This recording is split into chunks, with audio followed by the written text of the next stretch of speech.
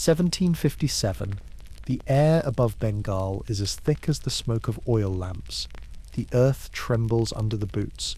1,000 soldiers against 30,000. Within a few hours, India will no longer belong to itself. You stand at the edge of the field of Plassey, where silk smells faintly of ash, and the sun rises over a future already decided. No one yet knows that this is not merely a day of battle. It is the dawn of an empire born in a contract and ending in millions of empty plates. The mist over the Bhagirathi River is tinted red with the first light. A faint hum of flies circles around fallen mangoes rotting sweetly in the grass. Somewhere in the distance, the sound of drums echoes, slow, deliberate, hollow. You feel the vibration through the soles of your feet before you hear it with your ears. The air itself seems to hold its breath. If you enjoy these journeys, a like and a subscription mean more than you think. They directly keep this channel alive. And I'd love to hear from you too. Where are you listening from? And what time is it right now? Now, together we shall slip into the journey. You can smell gunpowder even before the wind shifts. The British soldiers, only 1,000 of them, move in tight lines, their uniforms heavy with damp wool. They are outnumbered, outmatched, but they do not look afraid. Behind them, the cannons wait, iron mouths tilted toward the hazy horizon. You think of the rumours that the Nawab's men will betray him today, that gold has already changed hands. No one says it aloud, but the tension smells like sweat and deceit. You clutch a handful of soil. It's dark, almost black, rich with years of monsoon rain. You used to grow rice here before the fields were seized for silk. The company's men brought contracts, paper covered in red seals and promises. They said the trade would make Bengal rich. Instead, it made the river poor. The looms fell silent. The dye pits dried, and the same ships that once carried your cloth now carry soldiers. A horse neighs somewhere behind you. The sound cuts through the thick air like a blade. You turn and see a young boy, barely 16, holding a musket too large for his body. His eyes dart between the British line and the Nawab's banners. You don't know his name, but you see the way his fingers tremble on the trigger. He's not afraid of death, only of choosing the wrong side. The cannon fires. The sound tears the morning open. Birds rise from the mango trees in a dark wave, screaming against the smoke. Your ears ring, your ribs vibrate, your teeth ache. The British line does not move much, just a slow mechanical advance. But something inside the Nawab's army shifts. Confusion ripples through the ranks. Orders shouted in Persian and Bengali tangle with the thunder of drums and the coughing of guns. You drop to your knees as a musket ball cuts the air above you. The soil sprays your face. You taste iron. Around you men shout. But the words melt into the chaos. Some flee. Some stand frozen. You press your palm to the earth, the same earth that once grew indigo and rice, and it feels as if it's burning beneath your skin. By noon, the battle is already decided. The betrayal has come, silent and expected. Mir Jafar's troops stand motionless, watching as the British advance through smoke and flame. You don't see the generals, you see the aftermath. A man crawling, dragging one leg. A horse collapsing under its own weight. A drum still beating even after the drummer's hand no longer moves. And yet, somewhere, the river keeps flowing, indifferent. You walk through what used to be your village. The air stinks of gunpowder and mango sap. You pass a well where women once washed silk thread, now filled with ash. A child's toy floats in the shallow water. A small clay elephant with one ear missing. You pick it up without thinking. The clay still warm from the sun. It crumbles between your fingers.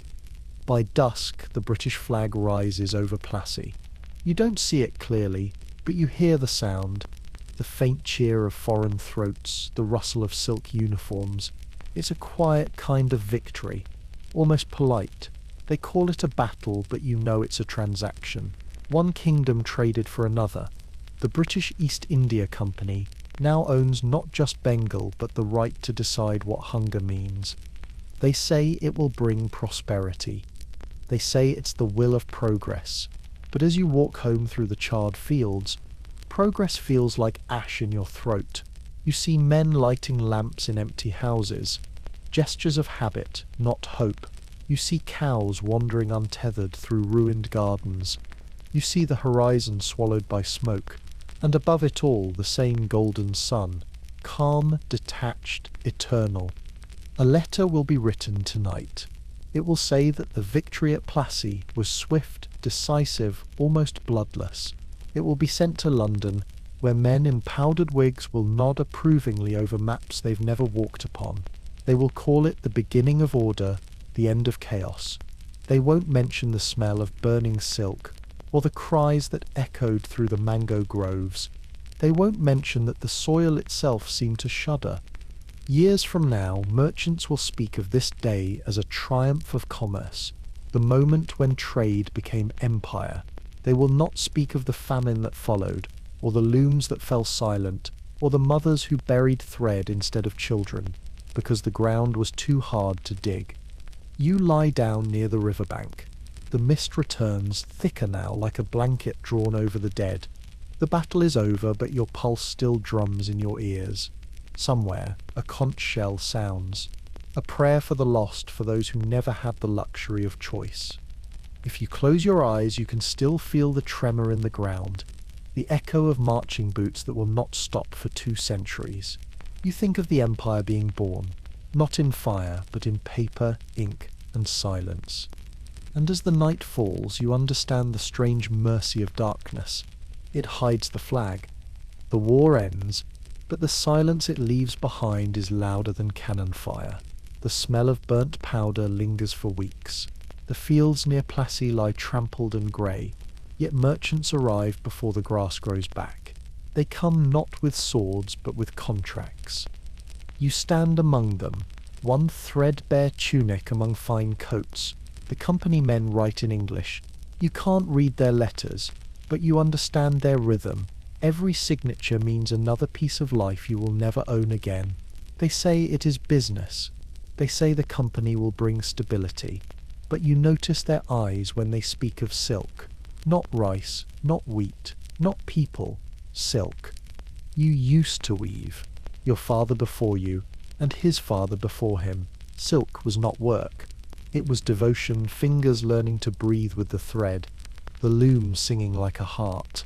The women boiled cocoons in wide brass pots, their laughter mixing with the hiss of steam. The dyes came from crushed leaves and stone dust. Every village had its own hue, its own secret way of turning sunlight into cloth. Now the vats stand empty. The threads lie tangled like veins cut open. They call it reform.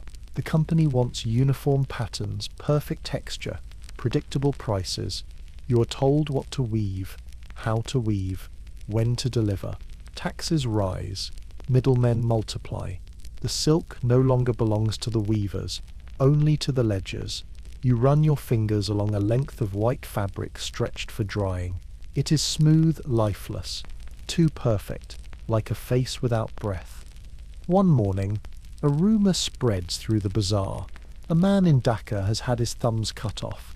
They say he broke contract, sold his cloth outside the company's quota.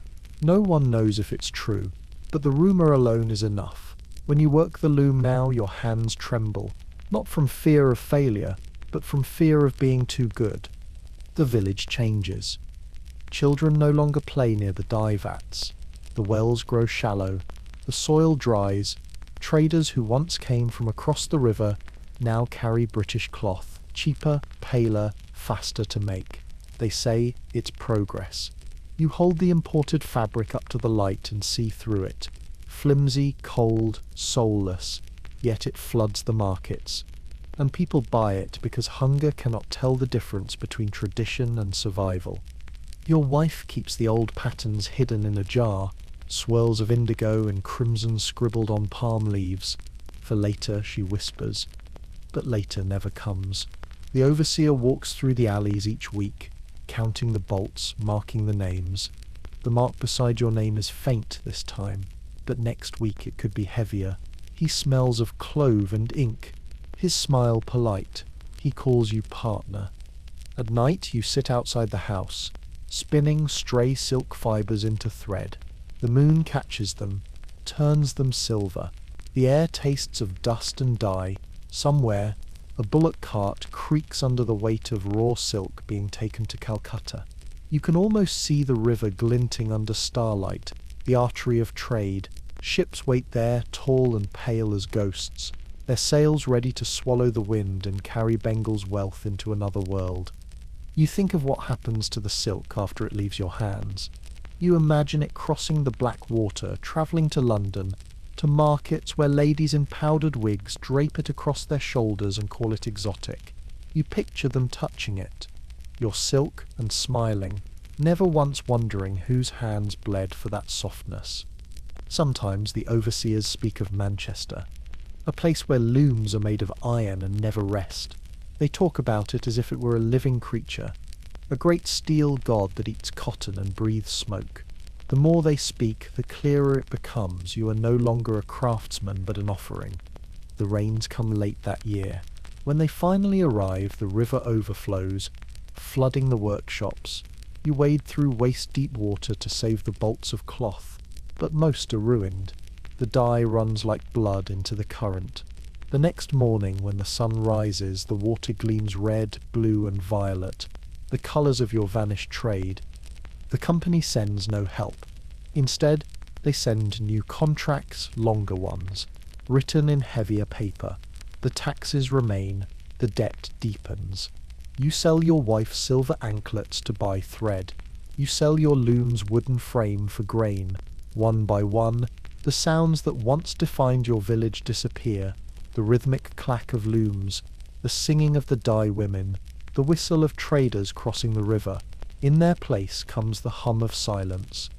In the evening, you visit the temple. The priest sits on the floor, counting coins. Even the gods seem tired.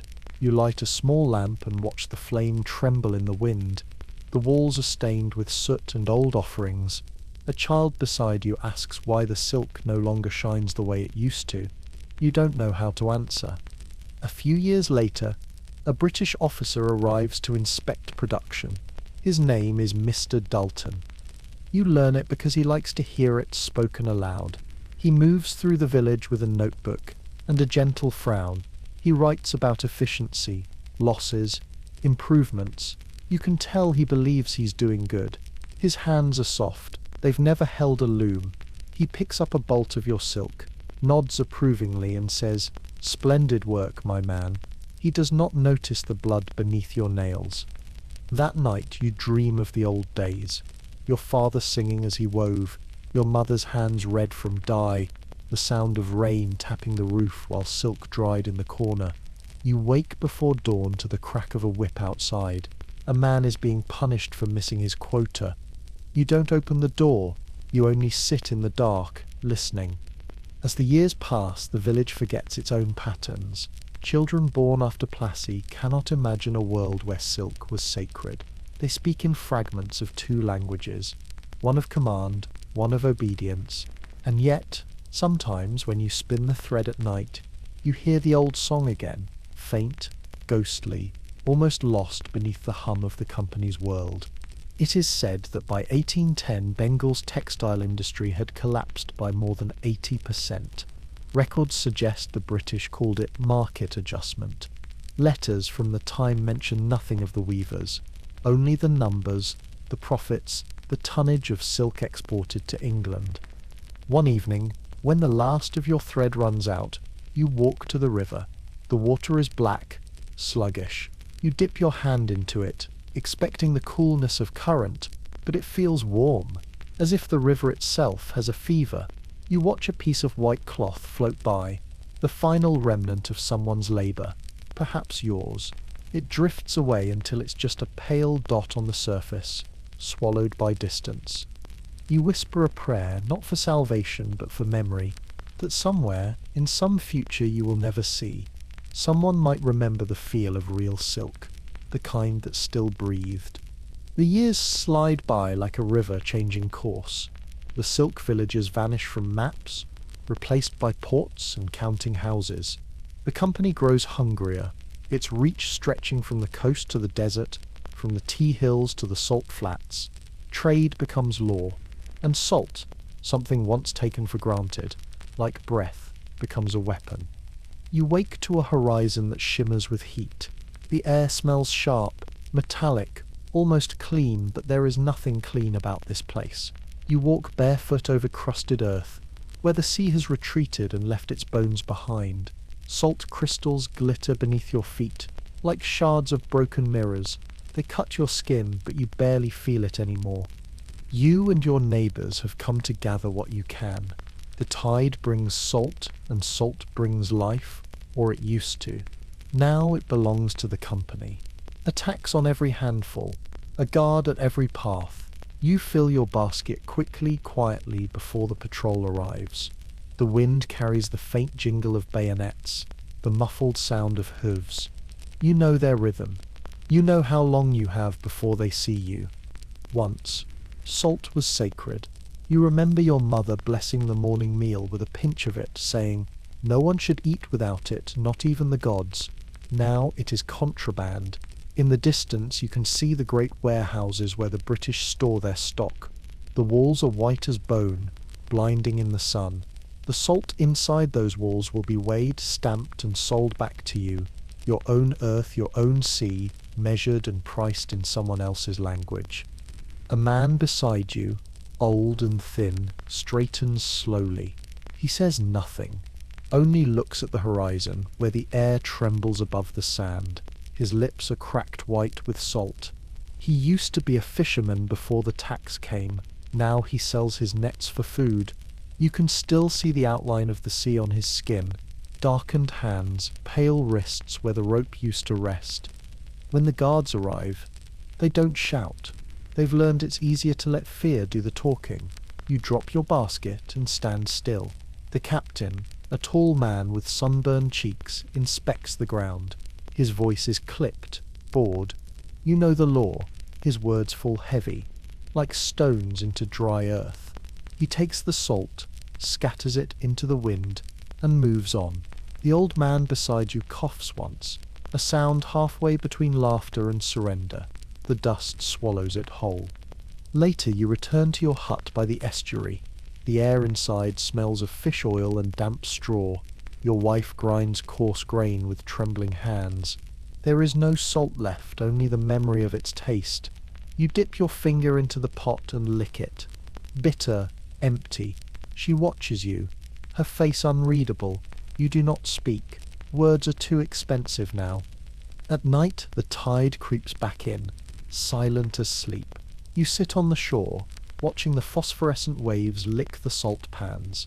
The stars shimmer above, cold and distant.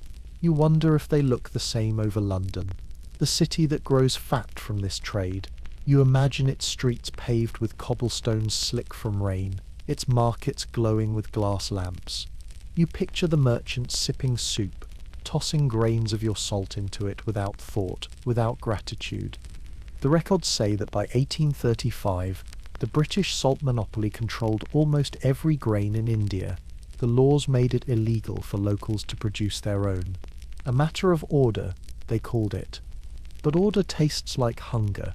The price of salt rose while wages fell. Families sold their tools, their ornaments, their land. Children licked the walls of warehouses for the taste of it. Letters from the time describe people boiling seawater in secret, only to be whipped for disobedience. One day, as you walk along the flats, you find a dead bird, its wings stiff, its body pale with crusted salt. You pick it up gently.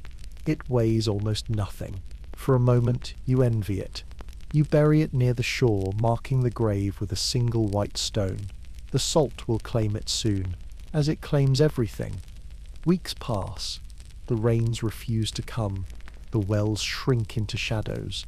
When you sweat, it stings, the salt in your own body turning against you. You dream of water that does not burn. You dream of your mother's voice, saying grace over the morning meal.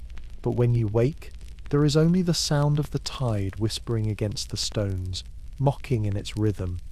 One afternoon, a young British clerk visits your village. He is polite, nervous, dressed in linen that looks too clean for this world.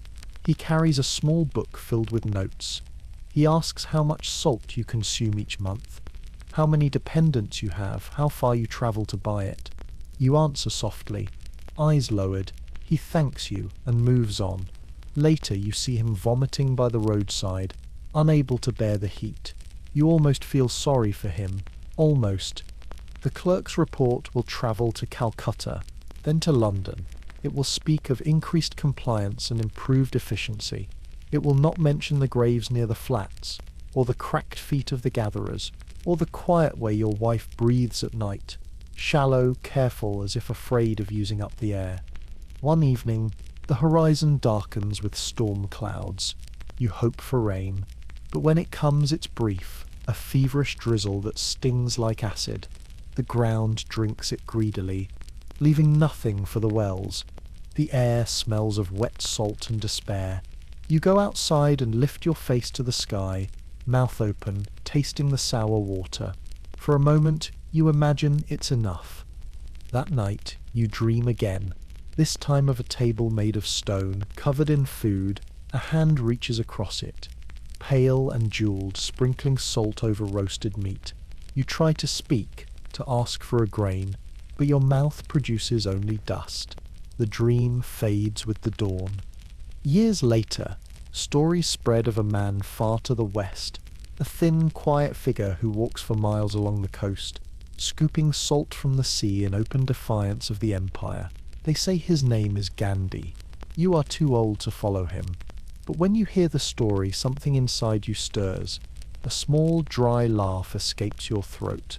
For the first time in years you imagine the taste of real salt again, not the kind sold in the market, but the kind given freely by the earth. You take your wife's hand. Her skin is warm, fragile, lined like cracked clay. You tell her about the story. She smiles faintly and says, "Maybe the sea remembers us." You both sit in silence, watching the tide return, carrying with it the faint shimmer of moonlight. The empire still rules the salt, the soil, the sky, but the night smells different now, less like obedience, more like waiting. And as you drift towards sleep, the sound of the waves merges with your breath, steady, rhythmic, alive. You taste the air, sharp, bitter, human, and remember that not all salt belongs to kings. If you enjoy these journeys, a like and a subscription mean more than you think. They directly keep this channel alive. The year is 1839. Though time feels strange now, seasons blur, crops fail, debts deepen. You live inland, far from the sea, yet the ocean still dictates your fate. The company's agents have come again, this time with new instructions. No more rice, no more pulses, only one plant now, they say, and it has a smell that seeps into the skin. You step into the field at dawn. The air is cool, silvered with mist. Rows upon rows of green stalks sway gently, their buds closed like fists. This is what the company calls progress, a crop that can't feed you but can feed an empire. The plant is beautiful, in a cruel way, delicate petals that hide poison at their core. When you press your thumb into a pod, white sap bleeds out, sticky, bitter, glistening like milk. You've learned to collect it carefully with a dull blade, scraping it into small clay bowls that smell of earth and sickness. The overseer says it will bring fortune. He rides through the fields on horseback, umbrella tilted against the sun, his boots never touching the soil. The empire rewards diligence, he tells you. You nod. You do not look at him. But the fortune never comes. You cannot eat the poppy. You cannot sell it freely. The company buys it at its own price, and that price sinks lower each season. The grain stores are empty because no one plants food anymore. The fields bloom red and white, a sea of flowers waving under the wind, and yet hunger spreads like fire. At night, you sit with your family under a thatched roof. The children cough, thin from the lack of rice. Your wife boils water and pours it over a handful of dried leaves, pretending it's tea. You can smell the opium resin on your own hands. It clings to you, seeps into your pores. The taste lingers when you eat, when you breathe, when you dream. The overseer's men come at dawn to collect the harvest. They weigh each pod, each drop of sap. A scribe writes your name in a ledger, next to numbers you don't understand.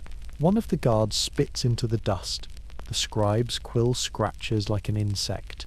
You sign with your thumbprint, a small red mark of obedience. The ink smells faintly of iron.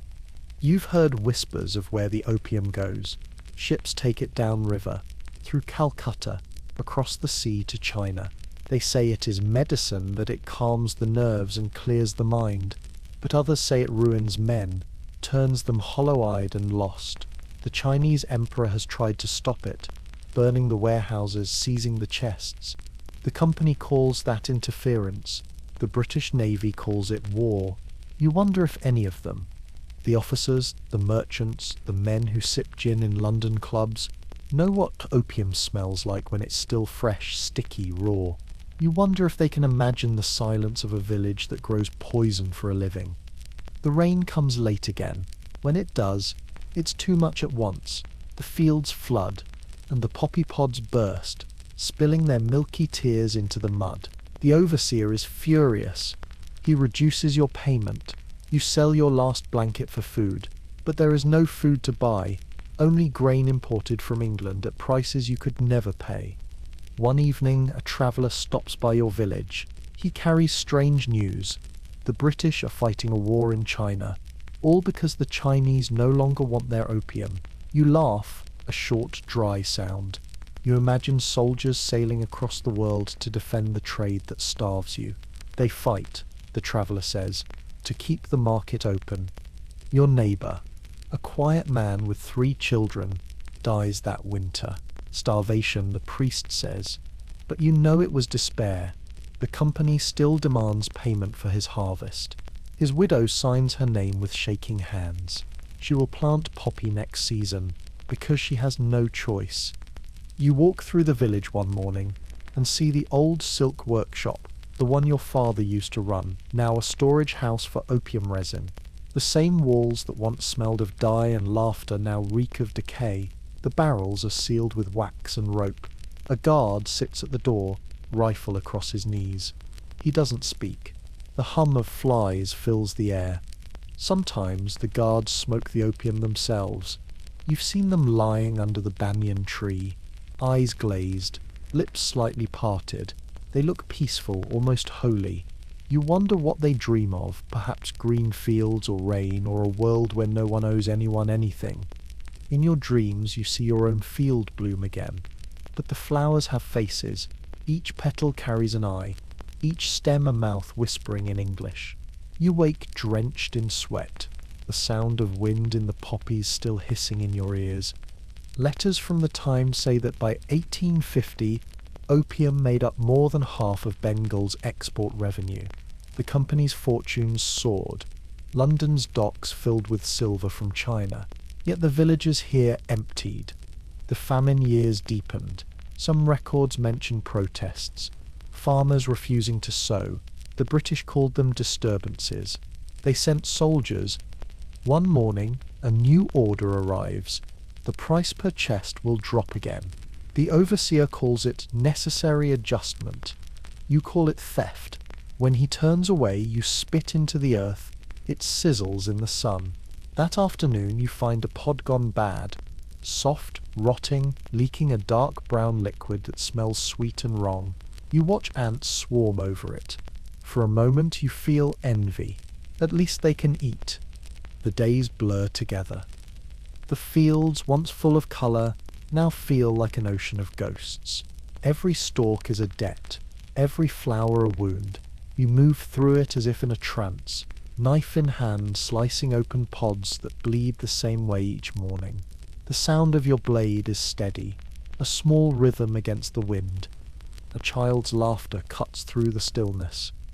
You look up. It's your youngest, barefoot, chasing butterflies between the rows. You call out, but your voice catches in your throat. The petals flutter around him like confetti.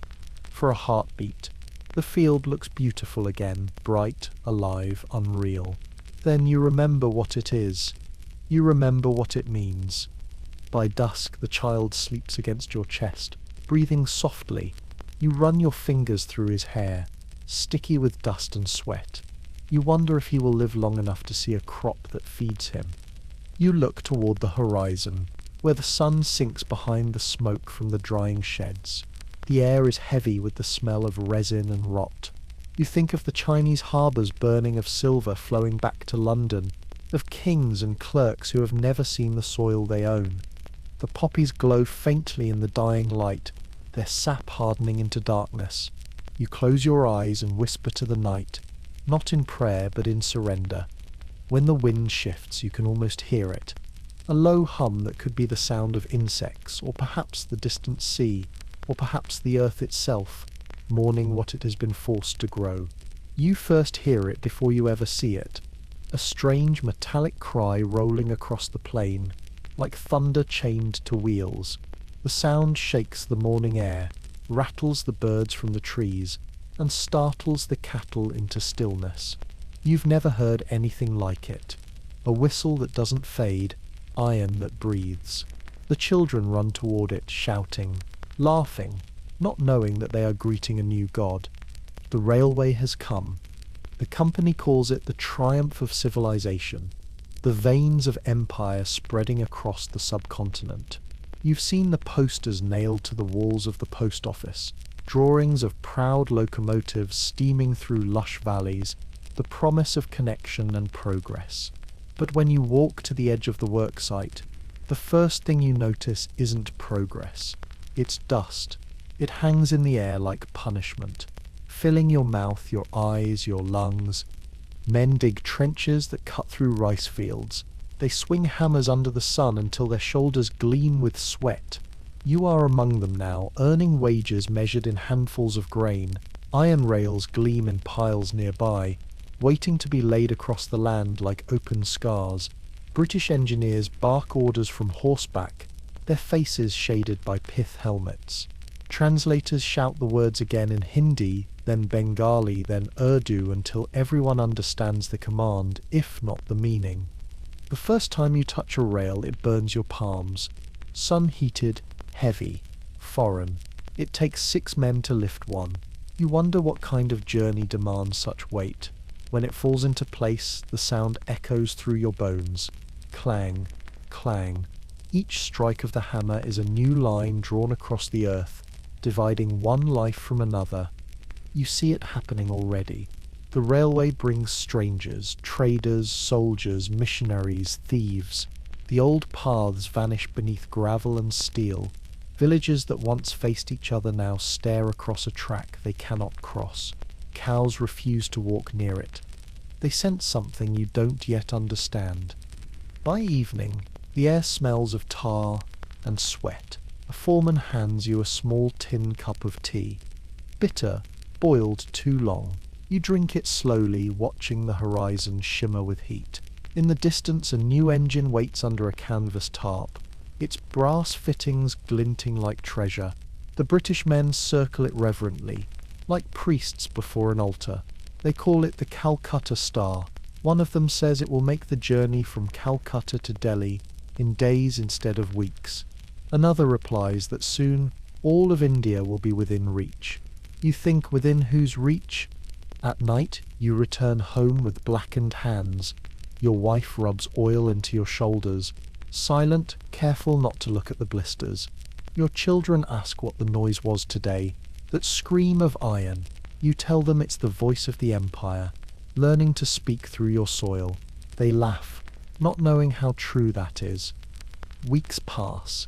The line grows longer. Each morning the whistle sounds at dawn, calling you to work like a prayer bell inverted. You begin to recognize its rhythm, the steady pulse of progress. And yet, when the trains finally start to move, something inside you tightens. The first train cuts through the plain like a blade, its wheels spitting sparks. The villagers gather to watch. Some cheer, Some bow, others cover their ears. The wind that follows smells of coal and iron. Not unpleasant, but wrong somehow. The children wave as it passes, but you notice the buffaloes scatter, the dogs run for cover. The noise lingers even after the train is gone, as if the land itself is still vibrating. The next month, new rules arrive. The company now controls the railways, and with them the trade routes. Goods must travel by train, not by river. Farmers must pay new transport fees. Grain that once fed the villages now moves swiftly to the ports. The famine lines lengthen again.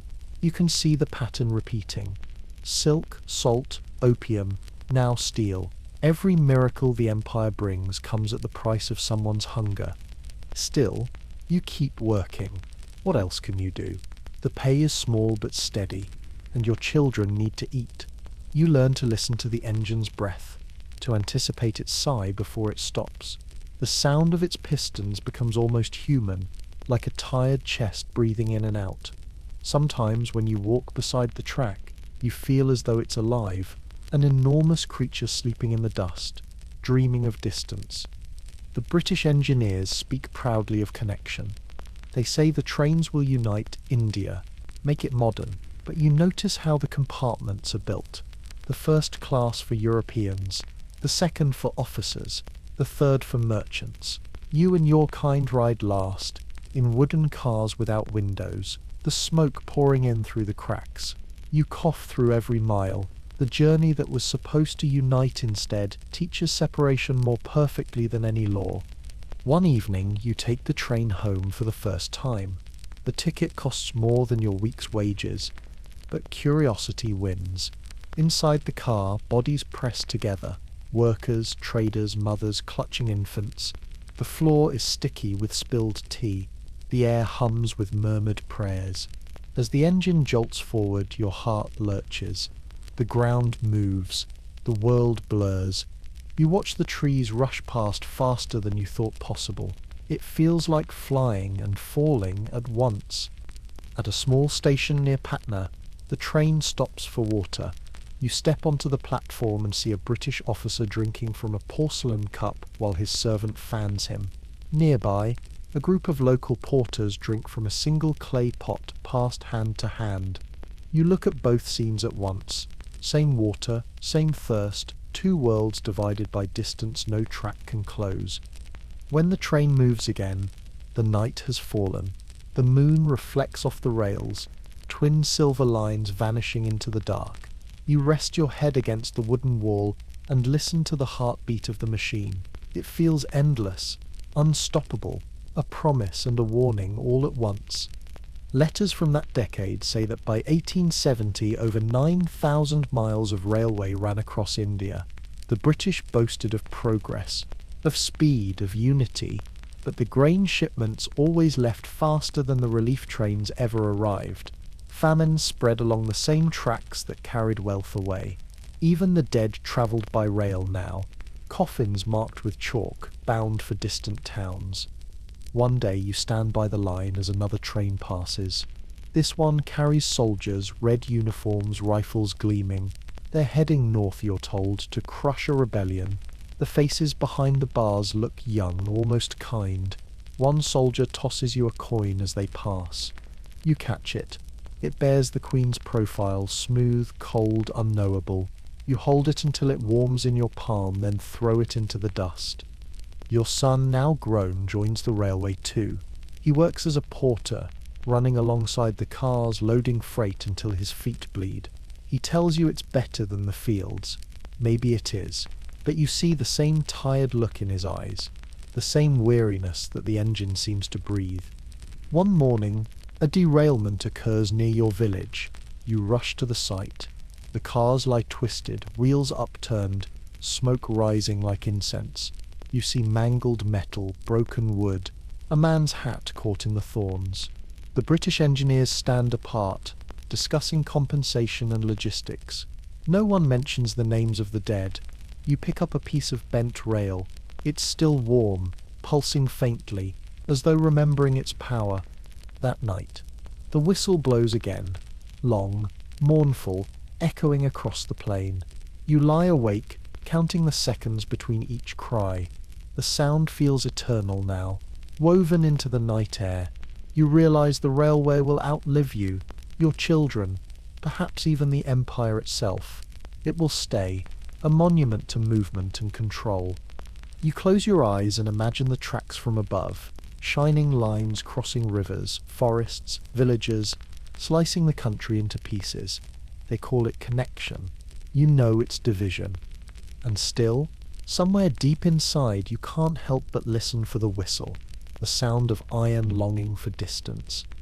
The year bleeds into another, and another still. The trains multiply, the warehouses fill, the fields do not. Rain comes late again, thin and mean like a promise whispered by someone who has already left. You stand in the middle of a dying crop, the soil cracked open beneath your feet, the stalks bent low as if in prayer.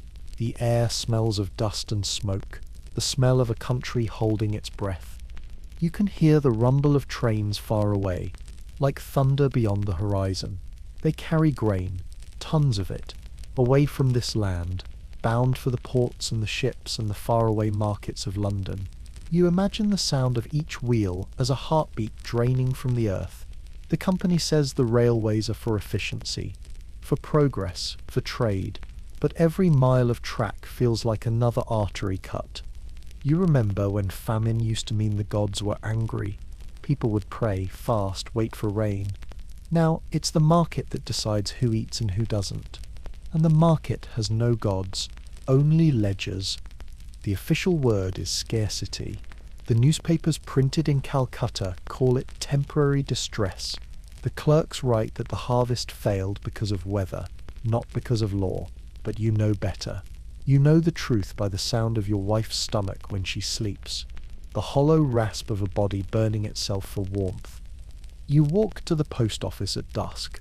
The sky glows orange and smoke from dying fields paints everything in haze. You have a letter in your hand, a petition, signed by the village headman and sealed with trembling fingers. It asks for grain relief, a reduction in tax, mercy. You slip it into the box, knowing already what the answer will be. The British collectors will write back with sympathy, then demand payment in full. Weeks later, a reply arrives. It's in English, stamped with the red insignia of the crown. A clerk reads it aloud in a monotone voice. Relief will be distributed according to efficiency. Unprofitable regions cannot be sustained indefinitely. The words sound like rain that never falls. You return home to find the wells dry. Your son digs for water, striking only stone. The buffalo collapses in the yard. Flies gather before the last breath leaves its nostrils. You drag the carcass away at dawn, too weak to cry. Letters from this time will survive, written by men in pressed coats, in rooms cooled by fans. They will describe famine management, grain logistics, cost of transport. One will write, "There is sufficient food in India. It simply lies where it is most profitable." History will remember his name. It will not remember yours. You wake one night to the sound of wind scraping through the shutters. The air is so dry it hurts to breathe. Your wife whispers in the dark. Do you hear that? You listen, not to the wind, but to something else. The faint click of a telegraph line stretching across the distance, relaying prices from London to Calcutta, Calcutta to Delhi, Delhi to the district office. You realize famine now travels faster than sound. When dawn comes, you walk to the next village. The road is littered with footprints and silence. A mother sits beneath a neem tree, her baby limp in her lap. She rocks it gently, even though it no longer needs rocking. You offer her water. She looks at you with eyes that don't focus anymore. You move on. In the city, the warehouses are full. You see sacks of grain stacked higher than the roof of your house. British officers guard them, rifles shining in the sun. You ask for a handful, a cup, anything. They tell you it's not for local distribution. For export, they say. Orders are orders. The words are simple, but they sound like bullets. You pass a railway station where men load those sacks into iron cars.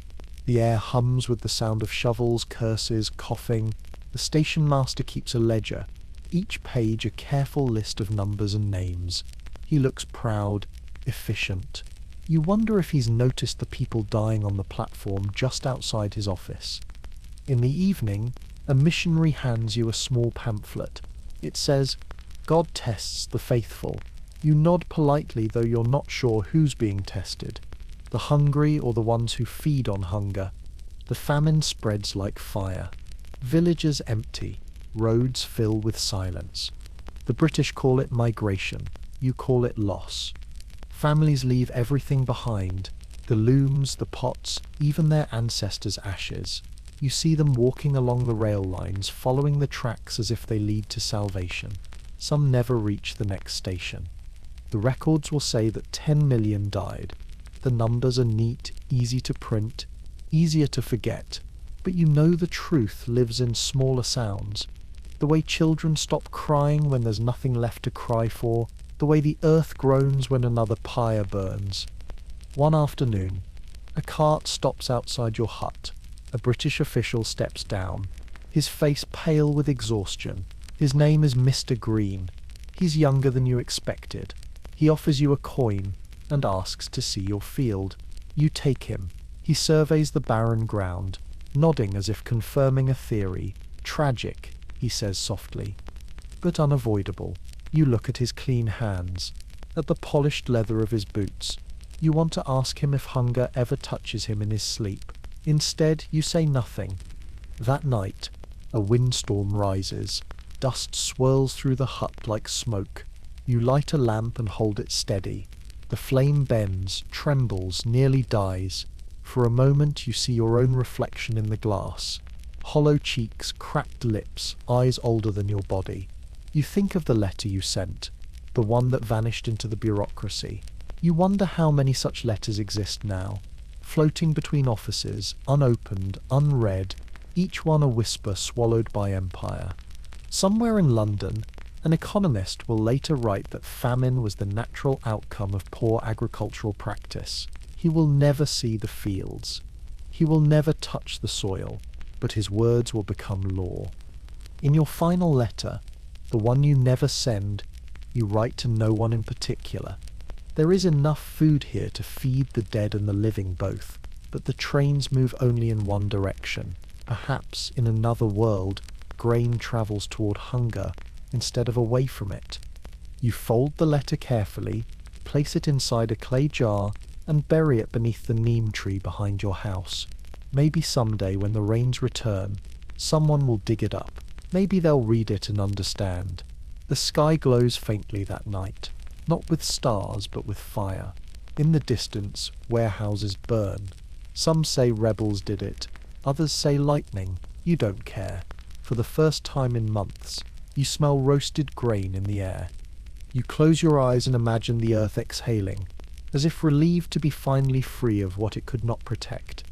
When morning comes, ash lies where the crops once grew. It is grey, soft, weightless. You kneel, scoop a handful, and let it fall through your fingers. It sticks to your skin, tastes faintly of salt and sorrow. You know the letters will keep being written.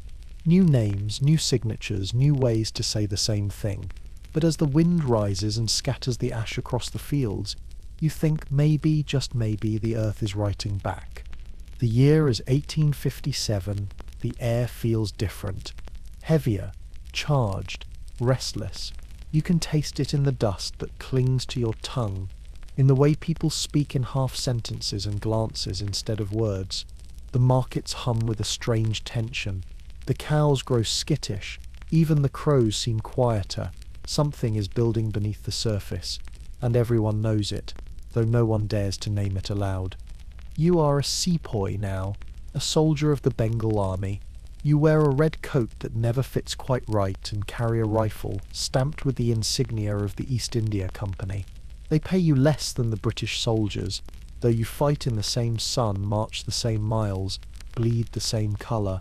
You joined because the fields were dead, because your father's loom had rotted, because hunger teaches obedience better than any oath.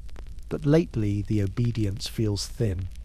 At dawn, the barracks smell of oil and sweat.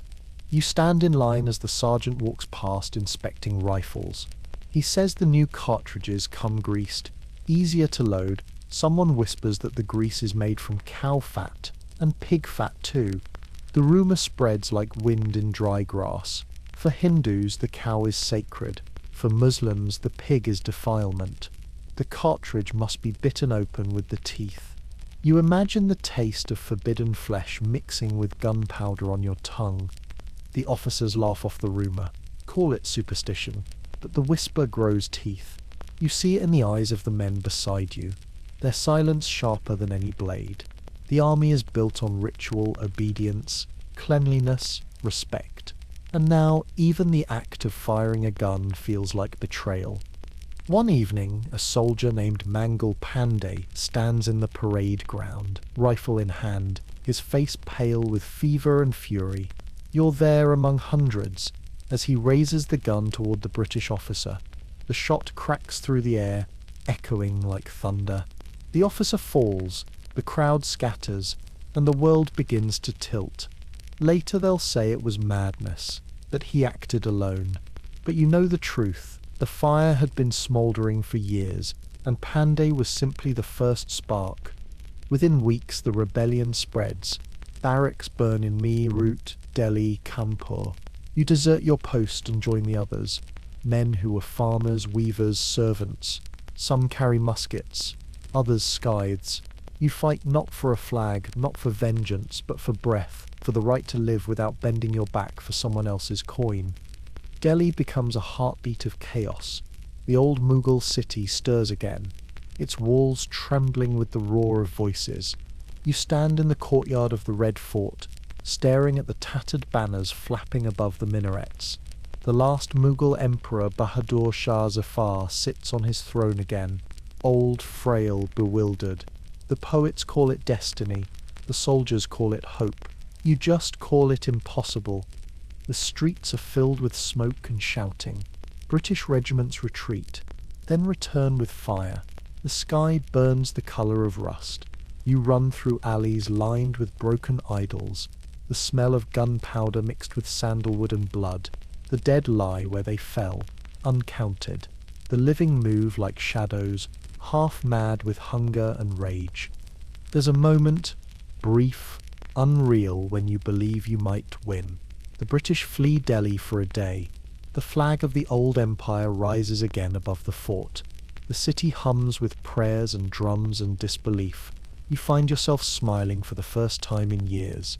Children run barefoot through the streets, shouting, "Free, free."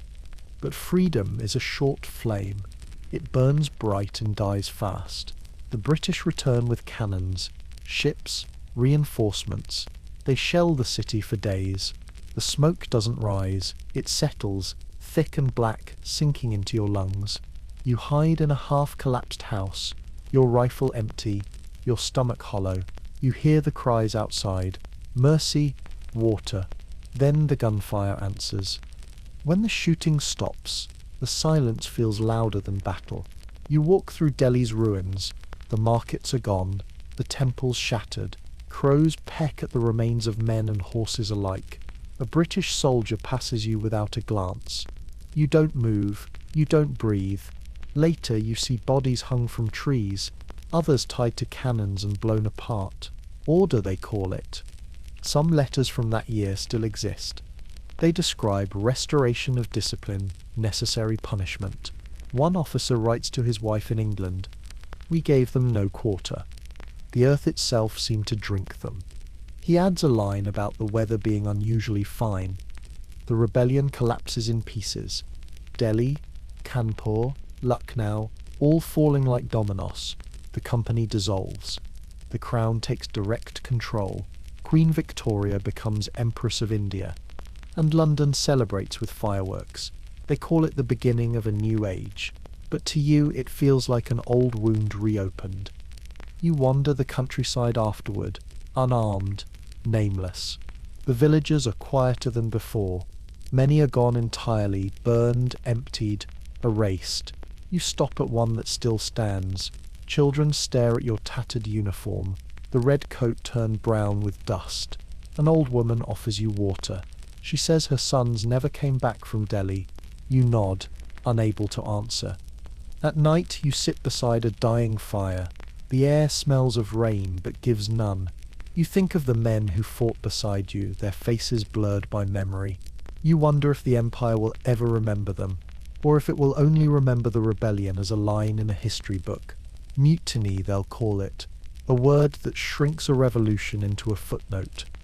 Your rifle lies across your knees, useless now. You run a finger along the barrel, tracing the scratches, the dents. You think of how the same metal that once took life now feels heavy enough to bury. In the distance, a train whistles, soft, low, familiar. You realize the same rails that carried grain now carry soldiers, and that the Empire moves faster than anger ever could. You close your eyes. For a moment you see Pandy again, the fevered eyes, the trembling hands, the smoke curling upward like prayer. You wonder if he knew what would follow, if he saw the fires spreading beyond his own death. Maybe that's what revolutions are. Brief, burning lights that teach the darkness how to breathe. You fall asleep sitting up, the rifle still in your lap. The night is cool, the wind steady. Somewhere nearby, a fox cries out. Sharp and thin, you listen to it fade and think, not for the first time, that the land itself remembers. The soil holds the memory of every step, every wound. It will remember long after names are gone. A British historian will one day call 1857 the moment the Empire nearly lost its nerve. He will write it as caution, not confession. But you, who walk through its fire, know better. Empires don't lose their nerve. They lose their humanity, one rebellion at a time. As dawn creeps over the fields, the horizon glows red again, not from battle, but from the rising sun. You breathe in the cool air, the smell of damp soil returning at last. You think the land is patient. It forgives slowly, but it never forgets. And somewhere, deep beneath the surface, the earth stirs, waiting for the next spark. The year is 1885, but time has lost its shape. The Empire has changed its skin again. No longer the roar of cannons, but the rustle of paper. The guns have gone quiet, replaced by the scratching of pens and the shuffle of feet through endless corridors. The city of Calcutta hums with a different kind of war, now one fought with ledgers, stamps, and silence. You live among the clerks. The mornings begin with bells, church bells, tram bells, factory whistles, all merging into one flat tone. You wake before sunrise, wash your face in cold water, and walk through streets that still smell of yesterday's smoke. The city is always half dreaming, half decaying. The river stinks of sewage and salt. The air carries the faint perfume of tea and the heavier odour of sweat. You pass men in pressed white shirts, each carrying the same wooden file box. They walk quickly, eyes down, lips tight. The British call them babus. The locals call them living pens. They are the new soldiers of the Raj, trained not to fight but to calculate. You are one of them now, seated at a long wooden desk in a government building with ceilings high enough to swallow sound. The walls sweat in the heat. The fans turn slowly, pushing the same warm air in circles. You dip your nib into the ink pot. The smell sharp and metallic. The ink stains your fingers, your cuffs, the edges of your thoughts. You copy numbers, translate reports, file receipts. Hours pass like centuries. Every page feels heavier than paper should. Outside, a beggar taps on the window with one finger. You don't look up. You're not supposed to. The head clerk, a British man named Mr. Evans, sits behind you reading the newspaper. He likes to clear his throat before giving orders, a small cough that makes everyone's spine stiffen. He calls you Mr. Roy in the tone one uses for furniture. Mr. Roy, the revenue reports from Madras. Urgent. You nod, bow slightly, return to your work. The city itself has become a machine, and you are a cog that dreams of rust. Steam engines hiss along the riverbanks, carrying jute, tea, opium, always away. Never toward, British officers live in airy bungalows, shaded by banyan trees, their wives drinking chilled gin on verandas. You walk past them each evening on your way home. They nod politely, as if acknowledging a reflection they'd rather not see. Your house is small, one room, its walls painted the colour of smoke. Your wife waits by the window, sewing by the light of a single lamp. Your son lies asleep on a mat, his schoolbooks open beside him. He dreams of becoming a barrister in London, like the ones he sees in the newspapers. You tell him nothing, but part of you hopes he never does. You know what it means to serve inside the Empire's heart, to feel its pulse and realise it's not alive. Sometimes, during the monsoon, the rain floods the streets so high you wade to work with your trousers rolled to your knees. The water carries garbage, dead rats, and occasionally a bright scrap of paper, a government notice, a tax decree, a letter never delivered. You imagine each sheet as a ghost, floating toward the sea. At the office, the British superiors discuss new projects, railways, irrigation, education. They use words like improvement, civilization, modernization. You write those words until they lose all meaning. On your lunch break, you eat rice from a tin box while Mr. Evans complains about native inefficiency. He says it kindly, almost fondly, which somehow makes it worse. In the evenings, the clerks gather in tea houses. The air is thick with tobacco and whispers. They speak of new societies forming, the Indian National Congress, petitions for reform, talk of self-rule. You listen quietly, heart beating faster. Some say the empire will never end. Others say it already has. Only the British don't know it yet. You sip your tea, bitter and lukewarm, and feel the faint tremor of something shifting beneath the surface. One night, you stay late at the office. The city outside is hushed, heavy with rain. Only the sound of the river and the scratching of pens fills the air. You pause, staring at the rows of ledgers stacked to the ceiling. Each book holds the story of the empire in numbers. Tons of jute exported, rupees collected, lives reduced to arithmetic. You run your fingers along the spines, each one labelled in careful English script. Trade, revenue, labour, death. A candle flickers. The shadows look like soldiers marching across the walls. For a moment you imagine tearing one ledger open, scattering the pages into the wind. But you don't. You're not sure if the act would be rebellion or relief. Later, you walk home through Charinghi Road. The gas lamps blur in the rain. The British clubs glow with laughter and brass music. You pass a printing press where workers labour through the night, setting type for the morning news. The front page reads, "The jewel of the crown shines brighter than ever." You wonder who they are writing it for. A small boy runs past you, barefoot, carrying envelopes wrapped in wax paper. He slips on the wet stone, scattering the letters. You bend to help him. The top envelope opens slightly, and you glimpse the words inside. Notice of tax increase. Bengal districts. You close it quickly, hand it back. The boy nods, vanishes into the rain. In your dreams that night, the city transforms. The tram wires hum like veins. The streets pulse with light. Each clerk's desk becomes a cell in a vast brain. Each pen a nerve. The empire breathes through ink and bureaucracy, immortal and indifferent. You wake before dawn sweating, your hands still twitching as if writing.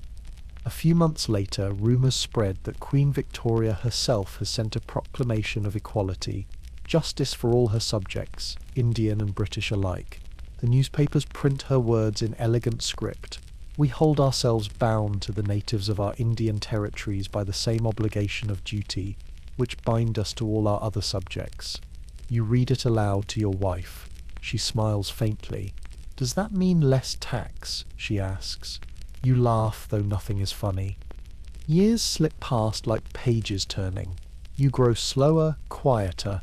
The young clerks replace you, ambitious, educated, fluent in English. They dream of reform, not rebellion. The office grows larger, more efficient. more silent. The ink stains never leave your fingers. One evening, as the sun sets over the Hooghly River, you climb to the roof of the office building. The city stretches before you. Smoke and gold, sweat and rain, bells and silence. You watch the lights flicker one by one, the glow of 1,000 lamps reflected in the water. It is beautiful, in the way that ruins often are. You think of your father who wove silk until his hands broke, and of his father who gathered salt until the guards came. You think of all the quiet men who built this empire without leaving their names behind. The empire calls itself eternal, but you've seen its heart, and you know the truth. It beats only as long as someone else keeps writing. As darkness deepens, you close your eyes and listen to the rain on tin roofs, to the hum of trams, to the sigh of a pen scratching on paper somewhere far below. It sounds almost like breathing, and for a moment, you imagine the city exhaling at last. It is August, and the air itself feels expectant. The monsoon clouds hang thick and heavy over Delhi, ready to break. The city is swollen with people, more than you have ever seen, refugees, families, soldiers, clerks, children clutching bundles of cloth. They sleep in train stations, spill into courtyards, line the roads like a second river. Everyone is waiting for the same thing, a moment called freedom. You are old now, your hands trembling from years of ink and labour. You've seen famine, rebellion, and silence. You've served in offices where history was reduced to columns and margins. You've written the Queen's name more times than you can count. And yet tonight, for the first time in your life, you feel something you cannot define. Not hope exactly, but something near it. The clock tower near Connaught Place strikes 11. In the government buildings, the lights still burn. Inside the grand hall of the new assembly, men in white kurtas sit under whirring fans, their faces gleaming with sweat and disbelief. Someone whispers that at midnight, India will be free. The word free feels strange in your mouth, as if it were borrowed from another language. You stand on the steps outside the office where you have worked for 4 decades. The night smells of dust and damp stone. The city hums with nervous energy, processions chanting, fireworks waiting, radios crackling. A boy runs past waving a tricolour flag stitched from scraps. It catches the lamplight and glows like a living thing. You follow him with your eyes until the crowd swallows him. Near the Parliament building, a voice begins to echo through the speakers, calm, measured, filled with exhaustion and awe. At the stroke of the midnight hour it says, "When the world sleeps, India will awake to life and freedom." The words drift across the night, like wind through dry leaves. You close your eyes and let them settle inside you. And then, for a moment, the city falls completely silent. Even the dogs stop barking. The air holds its breath. You can feel it, a pause stretched between centuries. Then the crowd erupts. Drums, shouting, weeping, laughter. People embrace strangers in the street. Bells ring from temples, conches sound from riverside ghats. Mosques blaze with light. The sound rolls through Delhi like thunder uncoiling after a long sleep. But beneath the celebration, something darker moves. An unease that hums just beneath the joy. You see it in the way some faces glance toward the horizon, toward the border. No one can see yet, but everyone feels. The empire has left, but it has left behind a line. The newspapers had called it partition, as if cutting a country in half were as simple as slicing a fruit. But borders are not drawn on maps alone. They are carved through villages, through homes, through hearts. You hear stories already. Trains arriving in Lahore, full of corpses, caravans slaughtered on the roads, neighbours turning on each other overnight. The joy of independence tastes of iron and ash. A week later you travel north by train to see your sister who lives near Amritsar. The platform is chaos. Bodies pressing, luggage piled high, guards shouting. You squeeze into a carriage meant for 50 that carries twice as many. The smell of sweat, fear and prayer hangs thick in the air. A woman beside you clutches a baby so tightly you can hear its muffled cry against her chest. Across from you, an old man murmurs verses under his breath, eyes closed as if bracing for a storm. The train jerks forward. Through the window you watch Delhi recede, the domes, the towers, the British statues already streaked with bird droppings and rain. For a few minutes, you feel light, unburdened. Then the landscape changes, smoke in the distance. A column of refugees walking barefoot along the tracks, their faces grey with exhaustion, children too tired to cry. You lean out the window and see the same flag. Your flag tied to a broken fence post fluttering in the wind beside a burned field. When you reach Amritsar, the air smells of death. The streets are quiet, the shops shuttered. Your sister's house stands half empty. Her husband gone, her son missing. She sits on the floor, her sari torn, eyes hollow. They came at night, she says simply. You do not ask who they were. There are no sides left, only wounds. You stay with her through the worst of it. Each day more trains arrive, some full of the living, some full of the dead. You help carry water to the station, your old bones aching. The station master, a man you once knew from the railway office, stares blankly as another train pulls in. He says nothing. The doors open. No one steps out. By September the rains come at last. The city floods, washing away the ash and blood. But not the memory. The smell lingers, of rusted iron, of wet earth, of something lost. You stand on the roof one evening, watching the water carry bits of paper through the streets. Torn letters, passports, maps. The words blur, dissolve, vanish. You think of all the records you once kept, all the reports written in neat English, each line pretending to make sense of chaos. None of them prepared you for this. When the violence finally ebbs, the new flags still wave, but their colours feel heavier now. Independence is real, but it is also tired.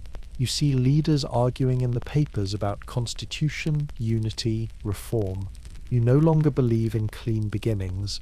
History, you've learned, never starts fresh. It only changes handwriting.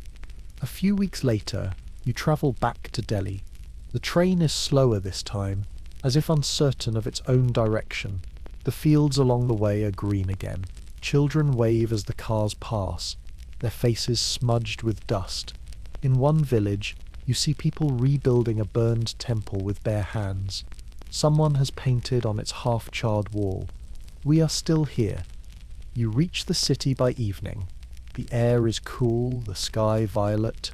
The lights of the new government buildings glow against the darkness. Tall, pale, foreign, familiar. You walk to the river, to the same spot where you once watched British officers drink their tea. The benches are empty now. You sit, your reflection trembling on the water. The ripples distort your face into something you barely recognize, part past, part future. You take from your pocket a small scrap of cloth, faded from age, the corner of an old British flag you once used to clean your ink pen. You drop it into the river. It floats for a moment, then sinks. The water closes over it without ceremony. Behind you, the city hums, not with empire now, but with something new, uncertain, alive. Street vendors call out in Hindi, Urdu, Punjabi. Children chase one another across the bridge. The scent of fried sweets mixes with the smoke of incense. For the first time in years you smile. The land still breathes. The people still sing. You whisper a prayer, not for victory, not for peace, but for memory, that the next generation will know what this cost, that they'll remember the price of a flag, the weight of a name, the sound of midnight breaking the world in half. The wind picks up, carrying dust and rain across the water. Somewhere in the distance a temple bell rings, low, clear, endless. It echoes off the stone, off the river, off the sky itself, and for a long moment you feel as though time has stopped again, holding its breath between what was and what might yet be.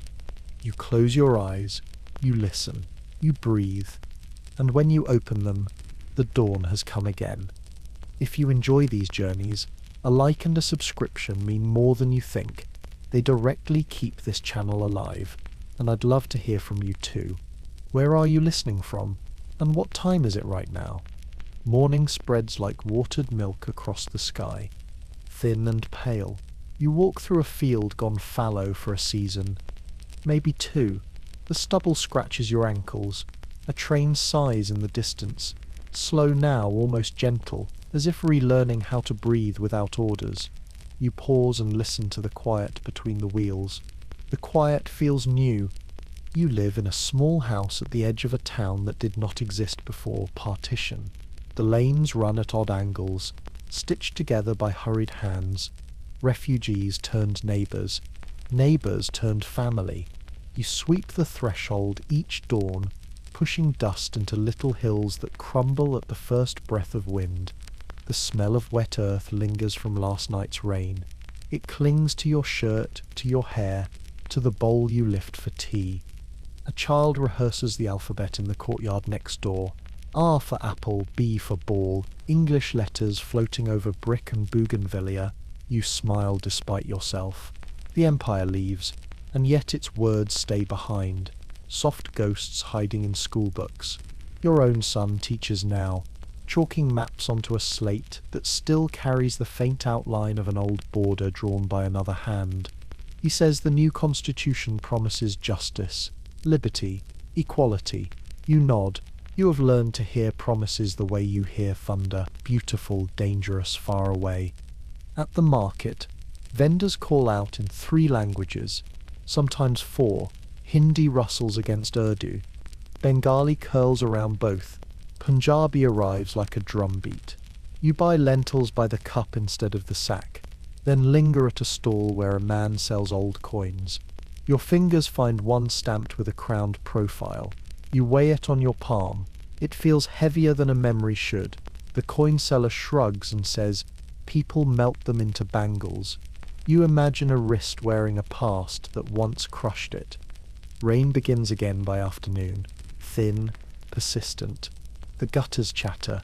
You watch women tether tarps over mango crates, tying knots with quick practiced hands. A dog shakes itself, sneezes, trots away. You notice the small things now. The way monsoon water runs in silver threads down the banyan roots. The way tea scalds the lip of a clay cup and leaves a darker ring each time you drink. The way the smell of coal lingers in laundry, even on days you never pass the station. Some things refuse to end. The bureaucracy stays. Only the letterheads change. You still queue for stamps, signatures, approvals. The officials remain proud of their neatness. Files travel from desk to desk like trains switching tracks, arriving, departing, delayed. You stand beneath a slow fan that pushes the same warm air in circles and read a notice about land reforms. Records suggest the policy will transform the countryside. The clerk suggests you return tomorrow. You fold the paper and feel your patience twinge like an old scar.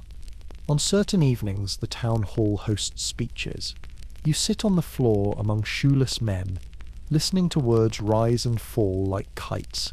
Industry, someone says. Planning, dams as the temples of modern India.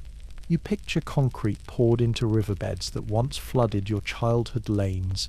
You want to believe. You try. The electricity flickers. The microphone coughs. The speech dissolves into the hiss of rain on corrugated tin. You cannot stop remembering how the empire taught the land to serve distance, how crops moved, how numbers moved, how people moved. Now grain trains arrive full, late, real, relief reaches the places that once starved first. You accept a sack of rice one year during a bad season, and your hands shake at the weight. You do not know whether to feel grateful or angrier than before. One afternoon, a young officer visits your neighborhood with a clipboard and a smile that still believes in tomorrow. He asks how many live in your house, how many eat, how many sleep under a roof, and how many under the sky. He records the answers in tidy lines, pen scratching like a cricket's leg. He promises a new well, a new schoolroom, a new road that will not drown each monsoon.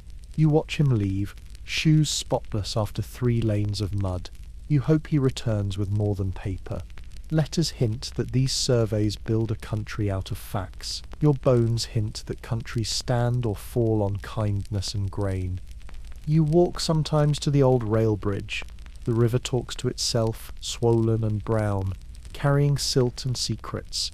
The rails hum under your feet, a faint metal drone. You remember the first engine you ever saw, the way it screamed like a god learning pain. Now the engines moan like old cattle. Progress slows, breathes, sleeps. You rest your palms on the iron and feel a soft vibration pass into your skin, as if distance still aches. At night, you sit with your grandson while he practices a poem in a language that is his and not yours. He asks about the empire, the company, the battles. You tell him a little, enough to carve a line of caution in his mind, not enough to salt his dreams. Were we poor? He asks, head tilted, pencil poised. You look at the roof, at the patched leak that will open again in the next storm, at the cupboard where you keep the ration card, at the wooden trunk that holds a coil of white thread from your father's loom. We were busy, you say. We were always busy. Sometimes the past returns as a scent. The wind shifts and a sweetness rides in from the edge of town, the smell of drying poppy straw from fields far away. You close the window quietly. You know how beauty hides the blade. A man opens a cinema in the bazaar. Light flickers on a canvas strung between two poles. You sit on a bench as love songs wash the dust from everyone's faces. For 2 hours you live inside a story that ends with music and rain. When the projector stutters, the crowd shouts in chorus, and you laugh with them until your ribs ache. The Empire never taught this. The stubborn joy of broken machines and patient hearts. The doctor who sets bones at the clinic tells you to walk in the mornings and avoid heavy lifting. You nod. You have lifted enough. Silk and salt and rails and ledgers and losses. You walk at dawn, bare feet on damp earth, air cool as a silver coin. Birds pull threads of light from the sky. Somewhere, a temple bell counts the seconds until breakfast. You count with it and find peace in numbers that do not steal. One late monsoon evening, power fails across the town. The darkness is immediate and perfect. You sit in the doorway with your family, fireflies earring the trees, rain murmuring in the leaves. Someone hums a song older than empire and newer than independence. The tune wanders. The rhythm finds you anyway. You think about the ledger you buried under the neem tree years ago, about the letter you never sent. You imagine the jar cracking, the paper softening, the ink running into the soil. You imagine words feeding roots. A fact returns. This land once fed ships, armies, continents. The soil remembers how to give. The uncertainty remains whether the memory of taking fades when the taker is gone. You cannot prove it on paper. You can only feel it in the rain that keeps arriving, in the palms that keep opening, in the way your neighbours share salt without counting. You sleep earlier now. Dreams come like small boats, quiet, sturdy, candle-lit. You dream of fields that refuse to grow what hurts them. You dream of trains that carry teachers and medicines before they carry cargo. You dream of a clerk who closes a ledger and opens a window, and of wind lifting all the loose pages into a soft white flock. They fly. They do not return. When you wake, the dawn smells clean. Your bones ache, but gently. You step outside and stand in the lane while the town stretches its arms. A woman laughs at a puddle that ruins her sandals and keeps laughing anyway.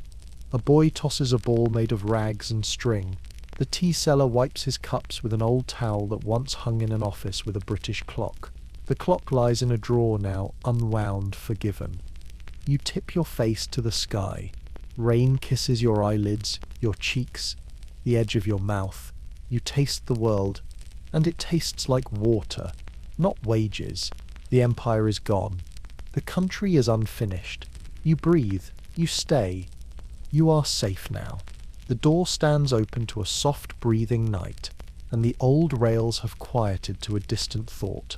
The rain has become a hush against the eaves, a patient metronome teaching your chest how to rise and fall.